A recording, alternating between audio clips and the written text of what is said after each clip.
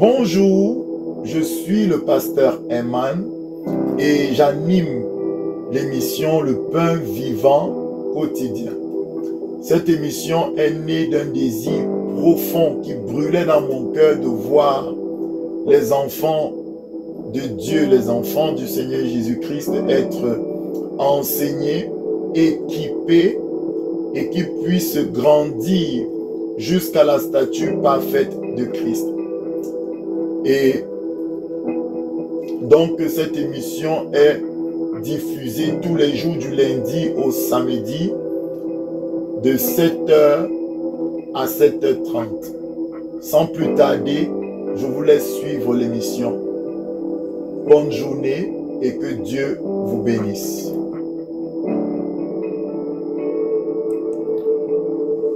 Bonjour bien-aimés, bienvenue dans votre émission Le Pain Vivant Quotidien. Alors aujourd'hui nous sommes toujours dans la continuité de notre thème les malédictions sous la nouvelle alliance et nous sommes donc dans le chapitre 6 du grand thème l'auto-délivrance. Alors nous allons continuer là où nous nous sommes arrêtés et demain nous allons finir avec les malédictions. Et à partir de lundi prochain, nous allons entamer le chapitre 7 qui s'intitule La sorcellerie, le vaudou, l'occultisme. On va parler de ces choses, ce que je connais, quoi. On va en parler pendant quelques épisodes, c'est très important. Alors, avant d'entrer dans ces moments, je vais remettre ces moments entre les mains du Seigneur Jésus de Nazareth. Père éternel, je te bénis de ce que tu nous as donné la vie ce matin. Tu nous permets, Papa, de suivre ces enseignements. Seigneur, Papa, laisse que ton esprit travaille au travers de nous. Que ta grâce travaille dans le nom puissant de Jésus. J'ai ainsi prié. Amen. Bien-aimés, soyez bénis. Alors, nous n'allons pas tarder, nous allons entrer dans le vif du sujet. Jusqu'ici, j'ai montré qu'il y a trois grandes catégories d'esprits. Dieu et les anges. Il y avait des malédictions et des bénédictions dans l'Ancien Testament et Jésus par son sang nous a soustrait des malédictions qui avaient été prononcées par Dieu dans l'Ancien Testament. Donc ça c'est fait pour tout enfant de Dieu. Vous n'êtes plus sous la loi mais vous êtes sous la grâce. Vous n'êtes plus sous les malédictions. Mais il ne reste que la bénédiction que Dieu a déposée dans les lieux célestes pour vous. Pourvu que vous marchez dans la vie chrétienne, pourvu que vous vous laissiez guider par l'Esprit du Seigneur. En deuxième catégorie, nous avons vu qu'il y a les hommes. Même les nouvelles créatures comme les anciennes, il y a les hommes, dans l'esprit humain. Et nous avons simplement vu que cette catégorie-là, moi-même, je peux me maudire, je peux lancer de mauvaises paroles par rapport sur ma propre vie.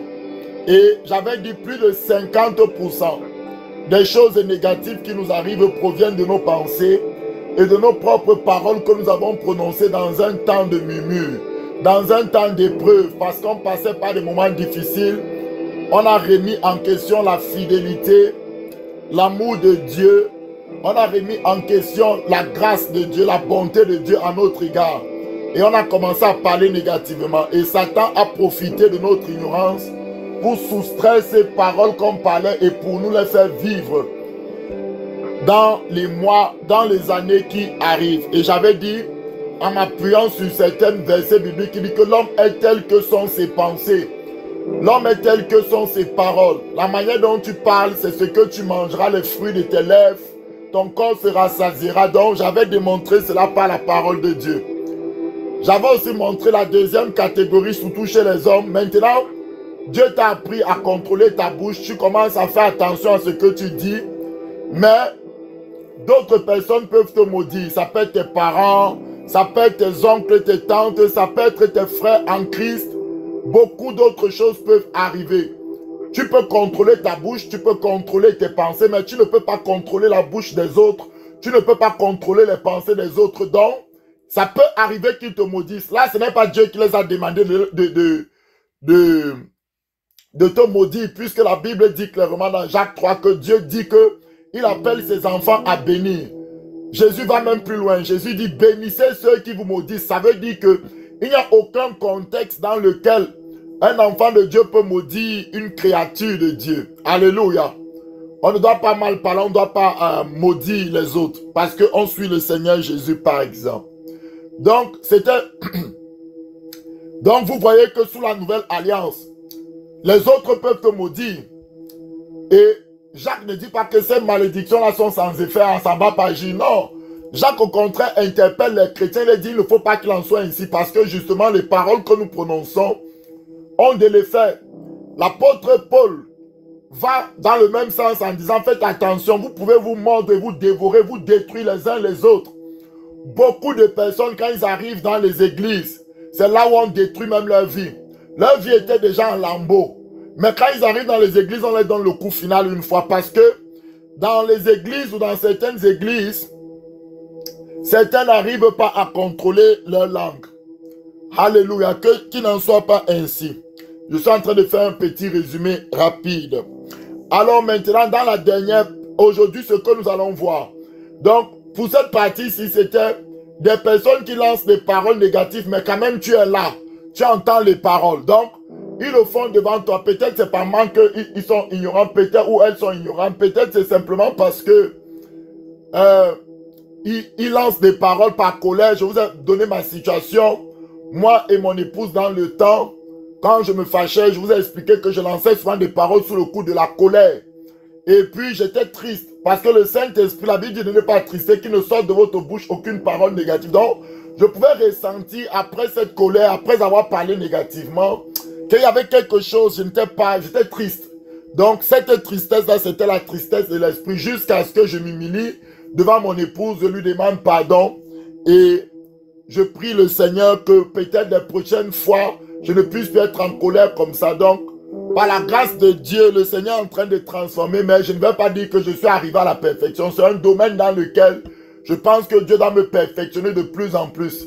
La Bible dit, celui qui est maître de soi-même est plus fort qu'un héros. Celui qui est lent à la colère. Donc, vous comprenez, toutes ces choses sont très importantes. Aujourd'hui, nous allons toujours voir les malédictions que les autres lancent. Mais cette fois-ci, ce n'est plus quand tu es présent. Ils le font en cachette. Et là, à partir de lundi, je vais encore utiliser ces versets pour vous montrer donc comment la sorcellerie ou comment les sorciers fonctionnent. Alléluia. Donc, les malédictions que les gens lancent sur toi, mais ils le font en cachette. Ils ne le font pas devant toi. Ils ne le font pas quand tu es présent. Ils se cachent. C'est ce qu'on appelle souvent des imbrécations, des incantations. C'est la sorcellerie. Ou par exemple, quelqu'un t'en veut, il va voir un marabout. Toi, tu ne sais pas qu'il allait voir le marabout. Quand il va voir le marabout, il donne ta photo, il donne ton nom. Il dit au marabout que je veux que tu lui fasses ceci et le marabout lance un sort. Ça, tu n'étais pas au courant. Donc, ce sont des choses qu'on ne fait pas devant toi. La personne va seulement constater que le sort qu'elle a lancé, là, voilà ça qui t'arrive. Tu es paralysé, tu es couché sur un lit d'hôpital, tu as divorcé, ton entreprise a pris feu. Voilà, donc c'était ça qu'il avait demandé chez le marabout et il voit cela s'exécuter dans ta vie, dans les jours ou dans les mois qui suivent. Et il est content parce qu'il comprend que c'est moi qui décide sur la vie du monsieur-ci. Alléluia, ou sur la vie de la femme-ci. Donc, c'est ce que nous allons voir. Sans plus tarder, nous allons entrer dans la parole. Donc, dans ce cas précis-ci, c'est toujours quelqu'un d'autre qui a lancé les malédictions contre toi, mais tu n'as pas conscience, il n'a pas fait ça devant toi. Au contraire, il le fait même quand tu n'es pas là. On va aller, tu vas te positionner dans Somme 59 à partir du verset 2. Que nous dit la parole? La parole nous dit, délivre-moi des malfaiteurs, sauve-moi des hommes de sang. Alléluia. Donc ici, c'est le roi David qui est en train de parler et il demande à Dieu de le délivrer des malfaiteurs et il demande à Dieu de le sauver des hommes de sang. Le verset 3 nous dit, car voici, ils sont aux aguets pour m'ôter la vie. Ces hommes-là, ces malfaiteurs, les ennemis dont David parle, David dit, ils sont aux aguets pour ôter la vie de David. Ok, des hommes violents complotent contre moi. Il est écrit dans Ésaïe 54, si on fait des complots contre toi, cela ne viendra pas de moi. C'est l'Éternel qui parle comme ça à ses bien-aimés, à l'église, à ses enfants. Si on fait des complots contre toi, cela ne viendra pas de moi. Donc, voilà pourquoi la Bible dit que lorsque tu es tenté, ne dis pas que c'est l'Éternel qui te tente. Soit le diable est en train de te tenter pour que tu pêches contre Dieu et il te frappe, soit tu es tenté par ta propre convoitise. Donc, il y a encore quelque chose en toi qui tu convoites le monde, tu aimes quelque chose et tu peux faire tout pour l'avoir, jusqu'à même tuer ton frère, ta soeur. Tu es prêt à tout. Tu n'es pas différent des présidents de la République qui cherchent le pouvoir, qui sont prêts à verser le sang. Toi aussi, quand tu veux avoir quelque chose, tu es prêt à tout. Même s'il faut tuer quelqu'un, tu peux tuer. Là, c'est très dangereux parce qu'en ce moment-là, tu es vraiment... Satan va utiliser tes convoitises pour t'amener à faire des choses terribles. La Bible dit des hommes violents qui complotent contre moi sans que je sois coupable, sans que j'ai péché, ô Éternel. On va au verset 4.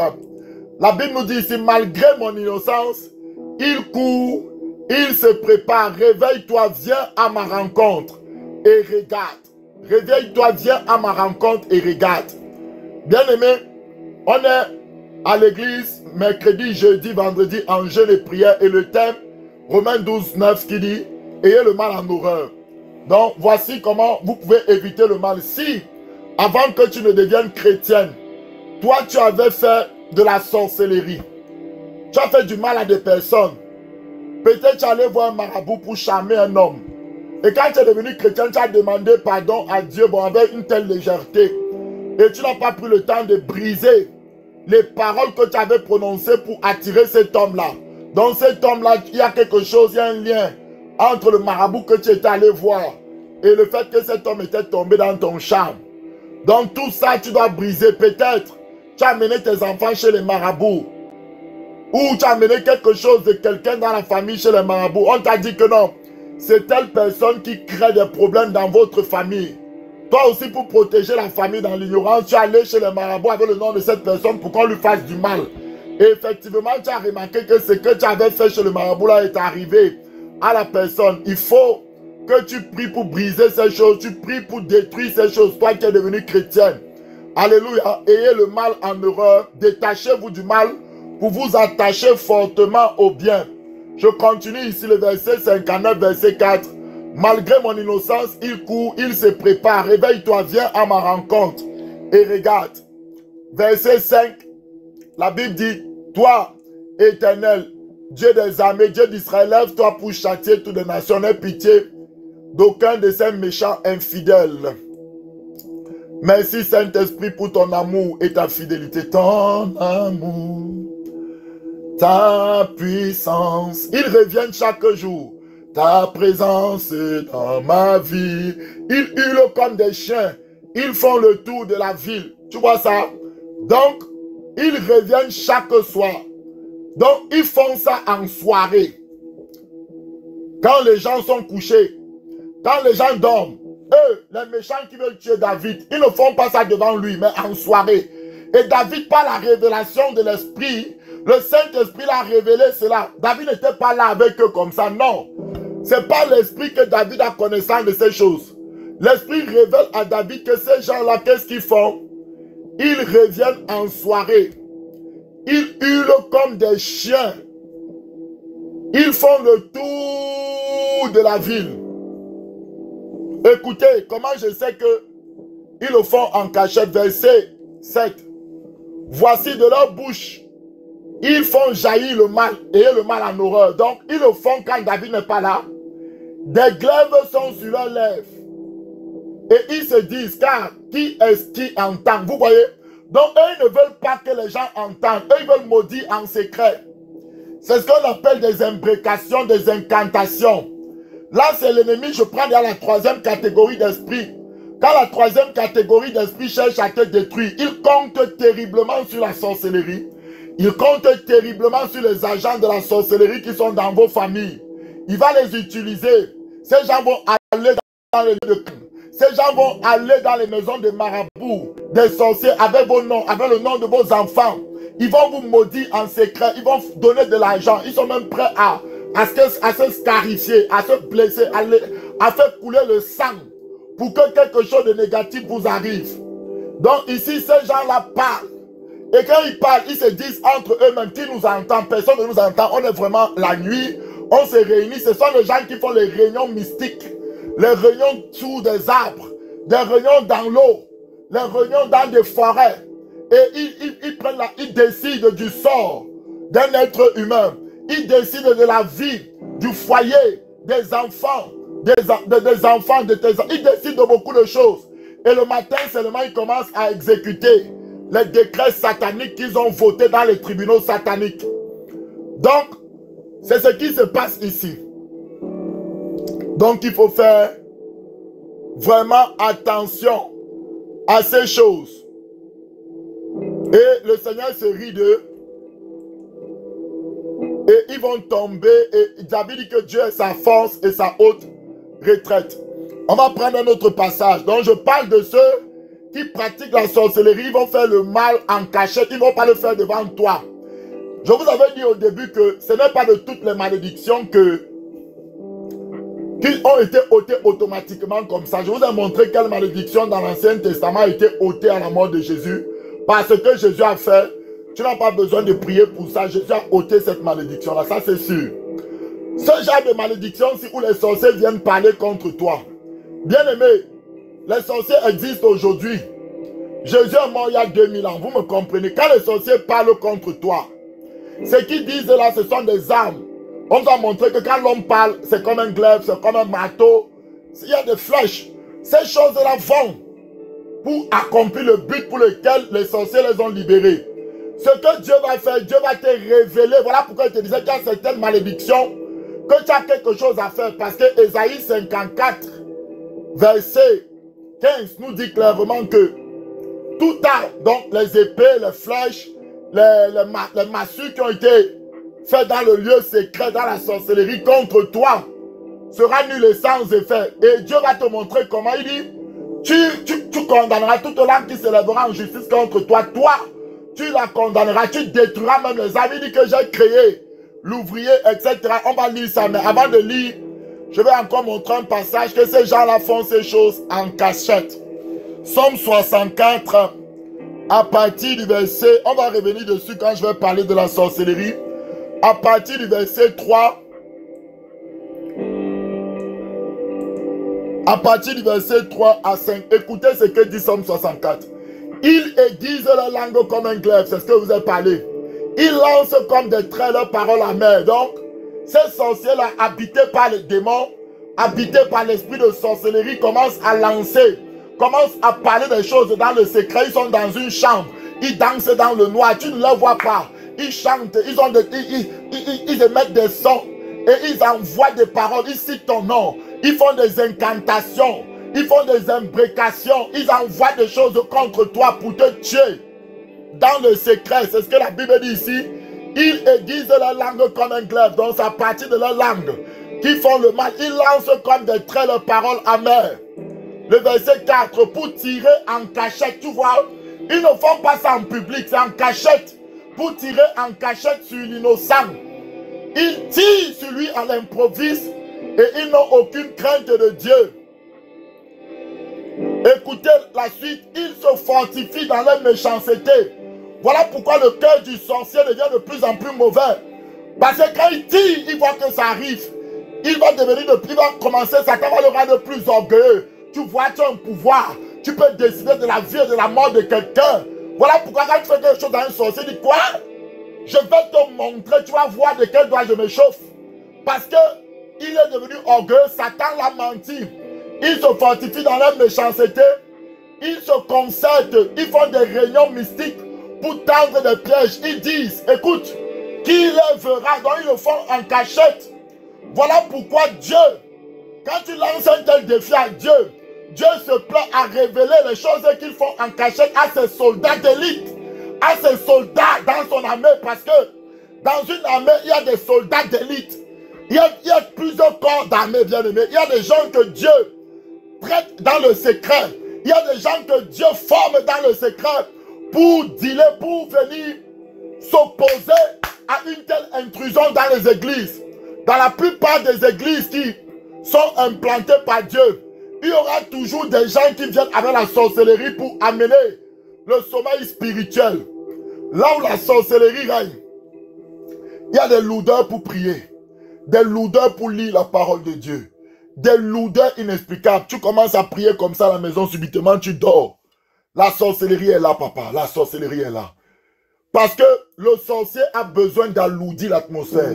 Parce que la seule arme qui peut résister à la sorcellerie, la prière incessante.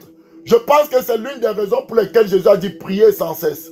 Parce qu'il dit votre adversaire, le diable rôde, cherchant qui dévorer. L'apôtre Pierre dit que veillez, soyez donc sobres pour vaguer à la prière. Parce qu'il rôde et il cherche qui dévorer. Donc ici, on voit clairement, ils se disent entre qui les verra. Donc c'est les paroles qui ont été dites en secret. Comme toi, tu ne sais pas que c'est en train d'être fait, il faut simplement que Dieu te le révèle. Et on va lire dans Somme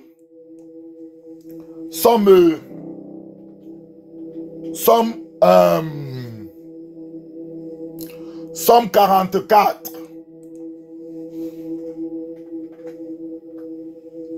À partir du verset 1 à 2, la Bible nous dit ici que quoi? C'est David de David. Béni soit l'Éternel, il bénit l'Éternel. Il dit que l'Éternel est son rocher. Et il dit que l'Éternel exerce ses mains au combat. Donc Dieu exerce les mains de David au combat. Mais doit à la bataille. Comment Dieu le fait? En lui révélant, parce que David ici, quand il parle de ces sommes, il n'était pas avec eux. Mais David l'a révélé que voilà ce que les gens là font. Dans le monde mystique, ils te cherchent. Toi, lève-toi aussi dans la louange, l'adoration, dans la prière. Et brise-moi ces choses. De David, béni soit l'Éternel, mon rocher, qui exerce mes mains au combat, mes doigts à la bataille. Tu vois? Donc, c'est là où Dieu va te former. Tu vas dans une église comme ça, Dieu va te montrer que voilà telle personne qui pratique la sorcellerie. Tu ne dis à personne, reste calme. Toi, lève-toi, commence à prier seulement. Tu vas voir. La personne va commencer à tomber. La personne va commencer à quitter l'église. Quelque chose va se passer parce que cette personne-là, effectivement, exerçait la maladie, exerçait la sorcellerie. Ou si cette personne-là insiste, elle peut même tomber et mourir. Parce que c'est un combat spirituel, ce n'est pas un combat charnel. Tu es en train de prier selon ce que Dieu t'a montré. Tu es en train de faire la volonté de Dieu pour libérer l'église. Quand on va voir à partir de lundi, la sorcellerie, je vais entrer en détail dans ces choses. Alors, je vais présenter Ésaïe 54. Ésaïe 54. Le Seigneur a parlé dans Ésaïe quelque chose de très intéressant. Je te bénis, Abba Père. Parce que tu es merveilleux. Tu es le Dieu de gloire. Le Dieu de puissance. Le Dieu de vie. Le Dieu qui change les circonstances. Ésaïe 54. À partir du verset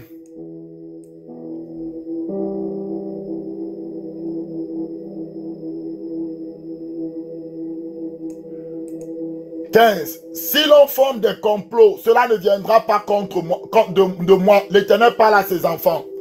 Quiconque se liguera contre toi tombera sous ton pouvoir. Donc ces sorciers qui font ces choses, ils ne savent pas que celui qui est en toi t'a donné le pouvoir sur eux par cette parole.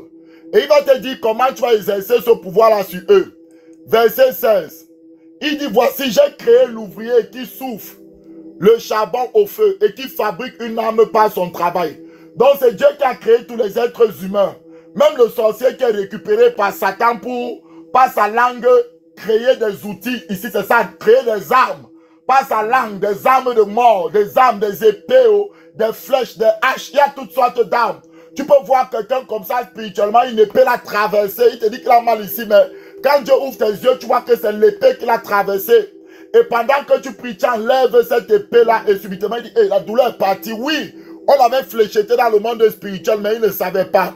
Il y a souvent sur Internet, vous voyez des gens, on montre des images. On les montre avec beaucoup de couteaux sur le dos comme ça. C'est juste des images. Mais les gens pensent que les choses physiques qui sont imagées dans le monde viennent d'où? Ça vient des choses spirituelles.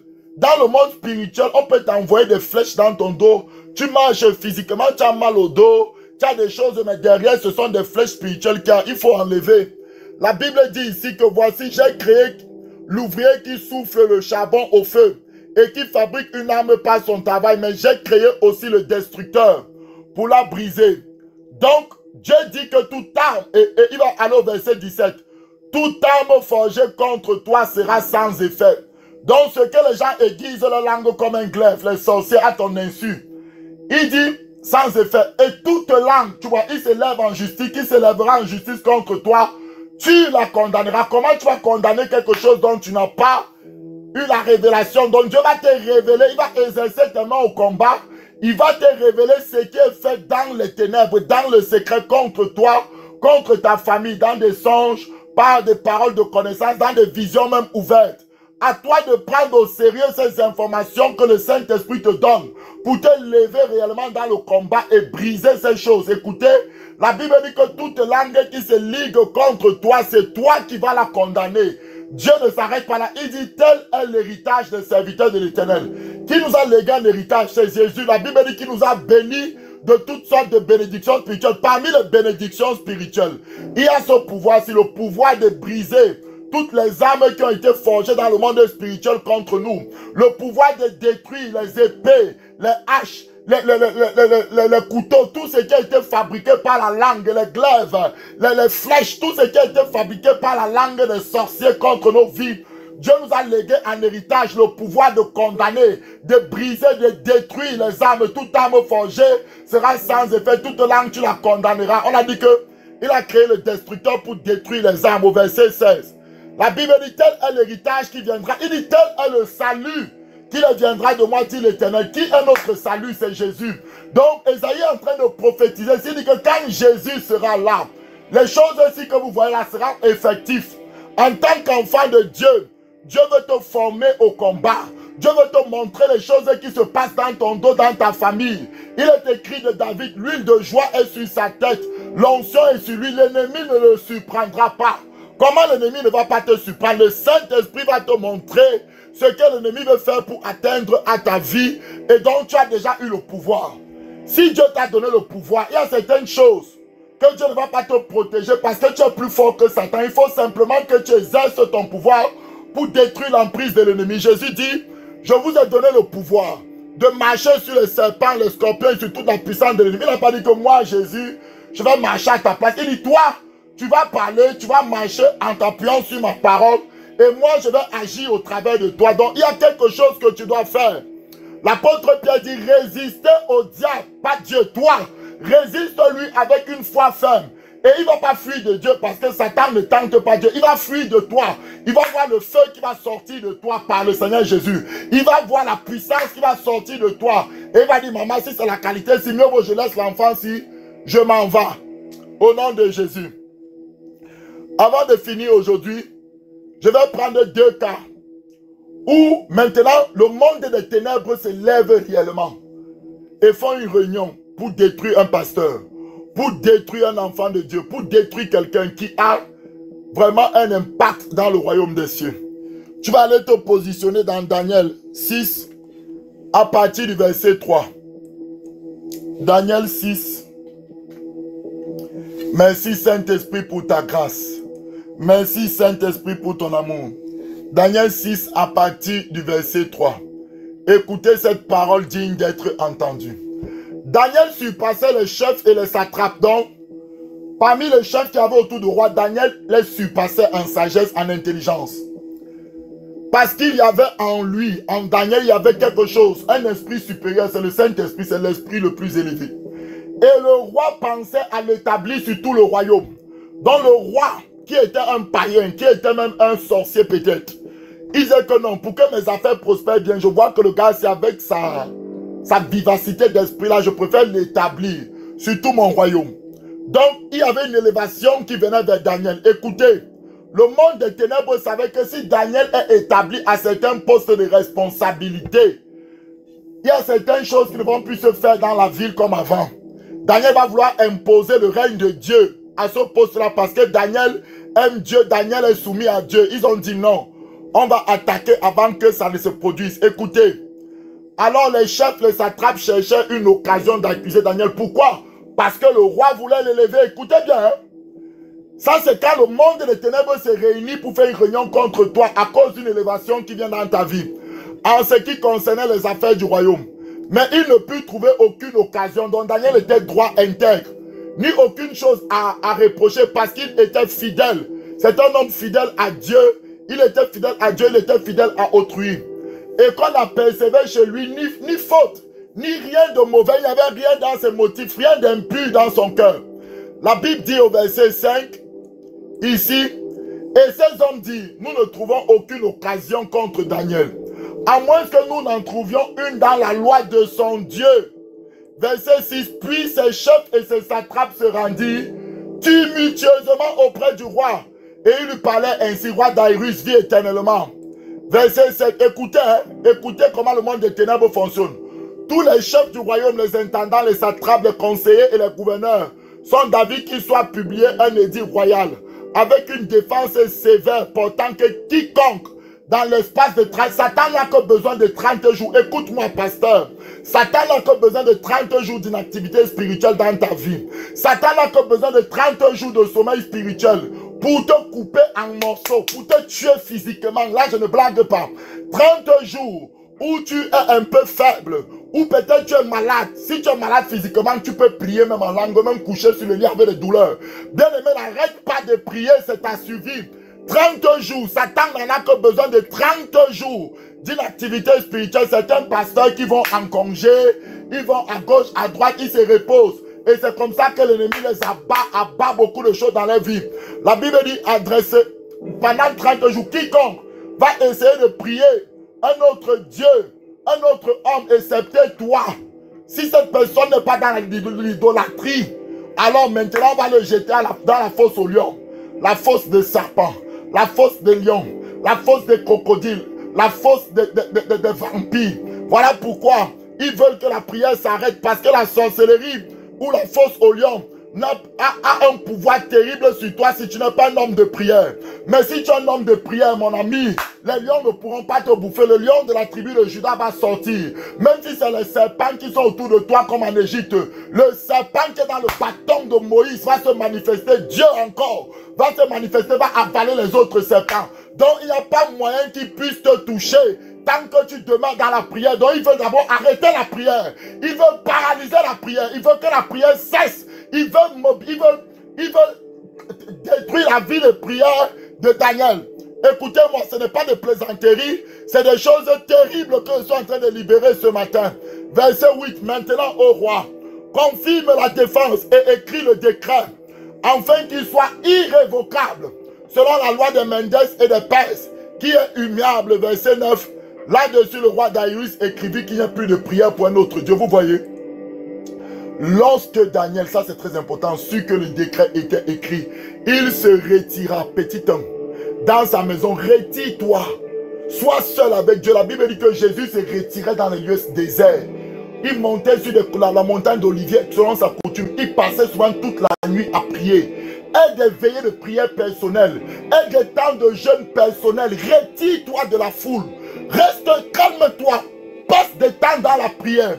La Bible dit où les fenêtres de la chambre supérieure étaient ouvertes dans la direction de Jérusalem. Et 3 fois par jour, le gars ne plaisantait pas avec la prière. Quand il priait sans cesse, Daniel lui priait 3.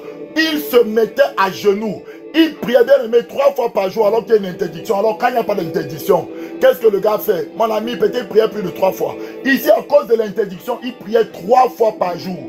Et voilà ce qui est important dans la prière. Il se mettait à genoux. Première action, tu dois diminuer devant Dieu. La Bible dit, si le peuple sur lequel mon nom est invoqué s'humilie. Donc avant de prier, tu dois t'humilier. Ici, se mettre à genoux. Se mettre à genoux, c'est quoi? C'est dans ton cœur. Ce n'est pas forcément que toutes les fois où tu pries, tu seras sur tes genoux. C'est simplement que, Seigneur, je ne peux rien. Seigneur, je ne suis rien. Je ne compte pas sur mes révélations. Je ne compte pas sur ma connaissance. Je ne compte pas sur mes jeûnes. Tu es mon rocher. Tu es ma forteresse. Tu es mon refuge. Tu es mon devant, mon derrière, tu es tout pour moi. Quelqu'un de humble va dépendre à Dieu dans la prière. Quelqu'un de humble va passer sa vie dans la prière.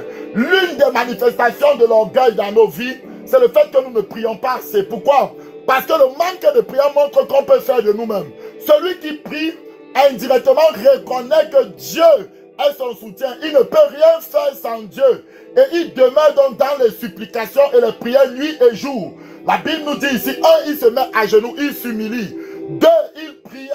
Et toi, il louait Dieu. Donc tu dois prier Tu dois louer Dieu. Les cantiques nouveaux qui montent dans ton cœur sont des signes d'une bonne santé spirituelle. Tu dois être dans la louange, l'adoration tous les jours. Et la Bible dit comme il le faisait auparavant. Il a redoublé d'efforts. Écoutez-moi mon ami. Ces gens-là sont entrés directement où le temps est avancé. On va finir ça à partir de demain. Alors ces hommes entraient tumultueusement et ils trouvaient Daniel qui priait et invoquait Dieu.